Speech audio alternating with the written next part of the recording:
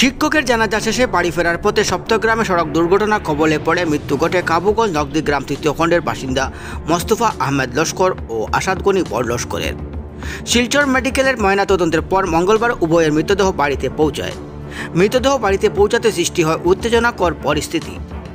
কাবুগঞ্জ আমরাঘাট সড়কে মৃতদেহ রেখে বিভিন্ন স্কুলের ছাত্রছাত্রী সড়ক অবরোধ করেন।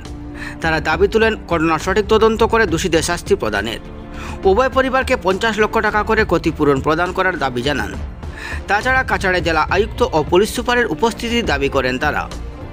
ঘণ্টাখানেক সড়ক অবরোধ থাকার পর অবরোধস্থলে পৌঁছান শোনায় সার্কুল অফিসার মারিয়া তানিম। সার্কুল অফিসার আশ্বস্ত করেন ঘটনা সঠিক তদন্তের মাধ্যমে তাদের দাবিগুলো মেনে নেওয়া হবে। ন্যায় বিচার পাবে হত দুই ছাত্র। ক্ষতিপূরণের বিষয়ে কথা বলবেন ঊর্ধ্বতন আধিকারিকের সঙ্গে। তখন সেখানে উপস্থিত ছিলেন দোলাই, সুনাই ও শিলচর সদরের পুলিশ আধিকারিকরাও। অবশেষে সুনাই সার্কুল অফিসারের আশ্বাসে আন্দোলন স্থগিত করা হয়।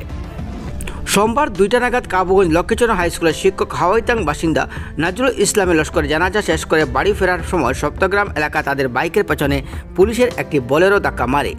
এতে তারা সামনে থাকা একটি অল্টো গাড়ি সামনে পড়লে গুরুতর আহত হন এবং পরে শিলচর মেডিকেল কলেজ নিয়ে গেলে চিকিৎসকরা তাদের মৃত বলে ঘোষণা করেন।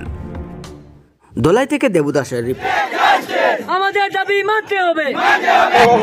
লেটার যে লিখিত দেন আপনি ওটা দিবাছেন আপনি বিহাব অনারেবল ডেপুটি কমিশনার অফ কাছাড়ের বিহাবে আপনি এটা লইছিলেন। এটা লিখিত দিলে আমরা মেমোরেন্ডামটা হাতে দিব। না না এটা সরকারি মামলা, এটা লিখিত রিসিভ লইলা না, রিসিভ কপি লইলা হয় তো রিসিভ লইলা রিসিভ লইলা। খুবই দুঃখজনক ঘটনা। আজকে এরই পরিপ্রেক্ষিতে আমরা এলাকার বিভিন্ন সমাজ সচেতন যুবক এবং ছাত্রছাত্রী মিলে আন্দোলন সাব্যস্ত করেছি। আমাদের দাবি হলো যে 2টি গাড়ির চালককে শাস্তি দিতে হবে এবং নিহত 2জনকে সরকারিভাবে অবিলম্বে যত শীঘ্রই পারা যায় 50 লক্ষ টাকা করে ক্ষতিপূরণ দিতে হবে। যদি আজকে আমরা লিখিত আশ্বাস না পাই তাহলে আমরা আন্দোলন চালিয়ে যাব। আমরা এই পরিপ্রেক্ষিতে আজকে আমরা সবাই এখানে আন্দোলন সাব্যস্ত করেছি।